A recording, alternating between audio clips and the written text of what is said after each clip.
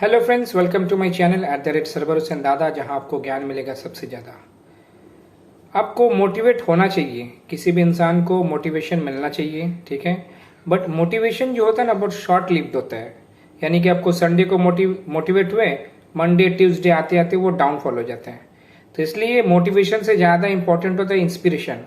आपको इंस्पिरेशन लेना होगा, किसी ना किसी से इंस्पायर्ड होना होगा, ठीक है। वो आपको ज़िंदगी भर काम करेगा ये इंस्पिरेशन। आपको रोल मॉडल चुनना होगा, ओके। तो इसीलिए आपको हमेशा मेहनत करते रहना है और किसी न किसी फेमस पर्सनैलिटी के बारे में भी जानकारी हासिल करता रहना होगा। उनका लाइफ से कुछ लेसन लीजिए। खाली आप लोग ये मत सोचिए जो वही प्रीवियस ईयर सॉल्व कर लेंगे, पिनाकल का, ब्लैक बॉक्स का, इसका उसका, तो आपको निकल जाएगा। वो एक जगह जाके आपको रोक देगा, 10-12 क्वेश्चन में ही जीएस का रोक देगा, समझे। अगर हाँ किसी का मैथ्स जीआई बहुत ज़्यादा स्ट्रांग है, इंग्लिश भी बहुत अच्छा है, वो काफ़ी दिन से तैयारी में है। एक्चुअली ये सब जो है ना प्रीवियस ईयर, ये एक सप्लीमेंट है, विटामिन का तरह काम करता है। मगर मेन जो खाना है वो आपका पढ़ाई लिखाई करना होगा, ज्ञान को हासिल करना होगा, तब जाके वो काम आएगा। ऐसा नहीं है जो उसका फायदा नहीं होता, उसका फायदा होता है, ज़रूरी भी है, बट उसको आप मेन मत समझिए। खास करके जो एकदम नए हैं, न्यू कमर्स है, बच्चे हैं, उन लोग अगर पहले से इसी प्रीवियस ईयर में ही घुस जाएगा तो नहीं चलेगा। आपको कंसेप्ट को पहले डेवलप करना होगा, ठीक है। ठीक है, तो आज हम लोग वीडियो में बात करेंगे दो महान फेमस पर्सनैलिटी के बारे में। राजा राम मोहन राय के बारे में मैंने पढ़ाया था, आपने देखा हो तो अच्छा है, नहीं देखा तो जरूर देखें। अब आज हम लोग बात करेंगे ईश्वर चंद्र विद्यासागर और स्वामी विवेकानंद, ओके। तो ईश्वर चंद्र विद्यासागर का असली नाम था ईश्वर चंद्र बैनर्जी, यानी कि बंदोपाध्याय। नाम से समझ में आ रहा है, एक ब्राह्मण परिवार से थे। और विद्यासागर उनको बाद में उपाधि दिया जाता है। एक्चुअली इतना कम उम्र में इतना ज़्यादा उनको नॉलेज गेन हो जाता है, इंग्लिश का, संस्कृत का, बंगाली का, हर लैंग्वेज का, इसलिए उनको विद्यासागर का उपाधि दिया जाता है। विद्यासागर माने ज्ञान, मतलब इल्म का दरिया, सी ऑफ नॉलेज, ओके। बहुत सारा नॉलेज था।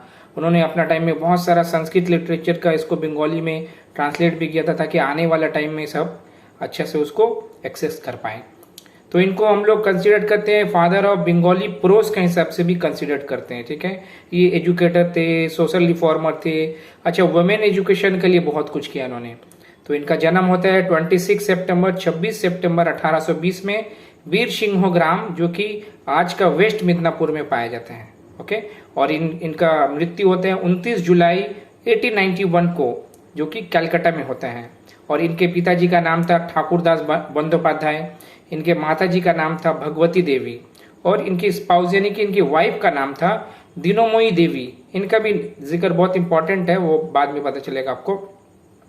तो इनका सबसे बड़ा रोल क्या था मालूम है? जैसे कि 1829 में राजा राम मोहन राय ने लॉर्ड बेंटिंग के साथ मिलकर क्या किया था, वो सतीदाह प्रथा को अबॉलिश किया था।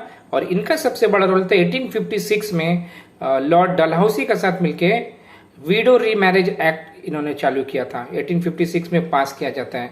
पहले जो भी महिला थी, पहले तो बहुत कम उम्र में शादी होता था, 6 साल, 8 साल, 7 साल में शादी हो जाता था बूढ़ा लोग से। अब बूढ़ा लोग तो निकल जाता था कुछ दिन बाद। अब वो जो 12, 14, 18, 20 साल की बच्ची रहती थी, उन लोग का फिर शादी नहीं होता था, ओके। इसलिए विडो रीमैरिज एक्ट चालू किए।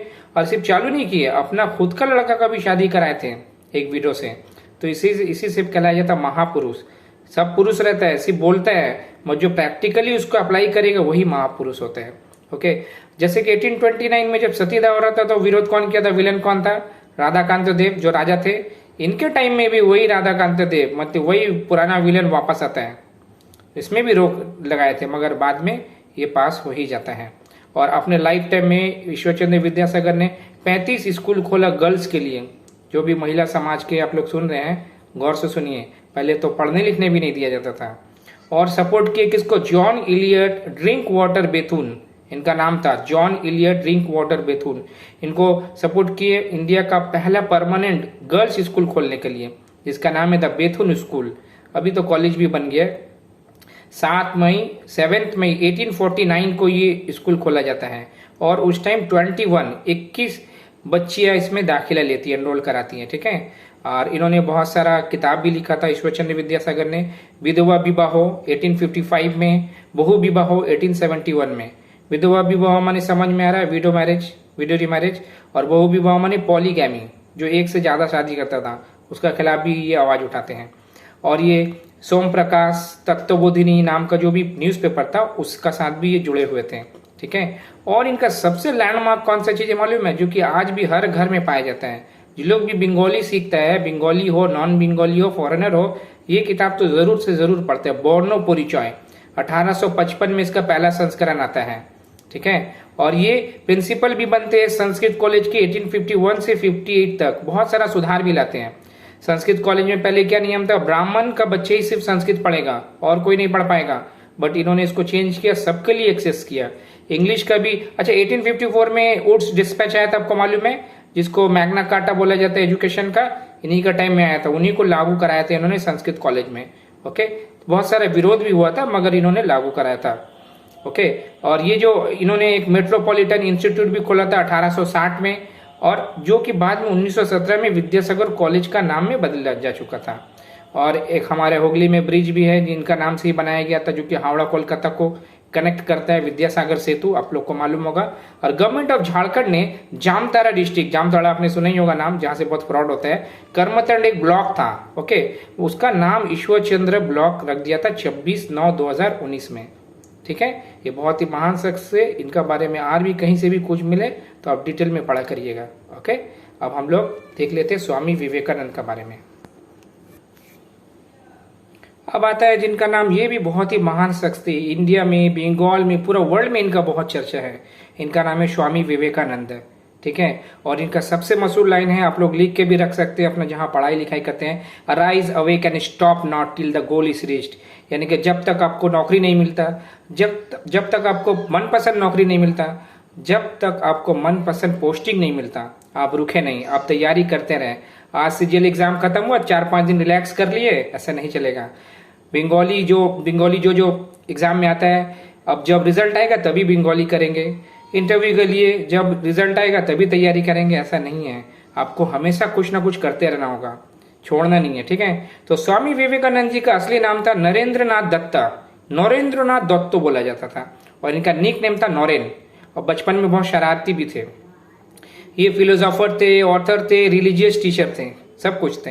अच्छा, इनका जन्म होता है 12 जनवरी 1863 में। अच्छा, याद रखेंगे 1861 में रविंद्रनाथ टैगोर का जन्म होता है, 1863 में स्वामी विवेकानंद का, और 1869 में महात्मा गांधी जी का। कभी आपको मैचिंग में पूछा जा सकता है। और इनका निधन होता है 4 जुलाई 1902 में, और उनका उम्र कितना था मालूम है, सिर्फ 39 ईयर्स, यानी कि अभी 38 है, कल भी पता चला आपको, 1 साल बाद। और इनका पिताजी का नाम था विश्वनाथ दत्ता, जो कि एक लॉयर थे, और उनकी माता जी का नाम था भुवनेश्वरी देवी, जो कि बहुत सी धार्मिक महिला थी, बहुत सारा इनको धर्म का बात यही सिखाती थी। और इन्होंने इंट्रोड्यूस किया वेदांता को वेस्टर्न वर्ल्ड में। वेदांता कॉलेज राजा राममोहन राय भी चालू किए थे, यानी कि वेद ही अंत है, वेद ही सब कुछ है, उसके अलावा कुछ नहीं है, वो प्रीच किए थे। और बहुत सबसे इनका इंपॉर्टेंट है, एक बहुत शानदार स्पीच दिए थे पार्लियामेंट ऑफ वर्ल्ड रिलीजियंस, जो कि चिकागो में हुआ था। कब हुआ था, 1893 11 सितंबर को ये भाषण देते हैं। और सबसे पहले क्या बोलते हैं, sisters and brothers of America, और 2 मिनट तक इनको स्टैंडिंग ओवेशन दिया जाता है। और वो जो 11 सितंबर है उसी को वर्ल्ड ब्रदरहुड डे का हिसाब से भी सेलिब्रेट किया जाता है। अच्छा, 12 जनवरी नेशनल यूथ डे का हिसाब से सेलिब्रेट किया जाता है, ठीक है। वो 12 जनवरी है, ये 11 सितंबर है, दोनों अलग है। और ये इन्हें पैट्रियोटिक सेंट भी कहा जाता है। और इन्होंने बहुत सारा बुक्स भी लिखा था, जैसे कि भक्ति योगा, कर्म योगा, ज्ञान योगा, वर्तमान Bharat, the east and west, और पूरा इंडिया को भी घूमे थे ये, और बाहर का भी बहुत सारा कंट्री में गए थे। और इनके जो गुरु थे, मेन गुरु, उनका नाम था रामकृष्ण परमहंस देव। और रामकृष्ण परमहंस देव का असली क्या नाम था, गदाधर चैटर्जी, आप याद रखेंगे, गदाधर चैटर्जी। और उनका निधन कब होता है रामकृष्ण परमहंस देव का, 1886 में होता है।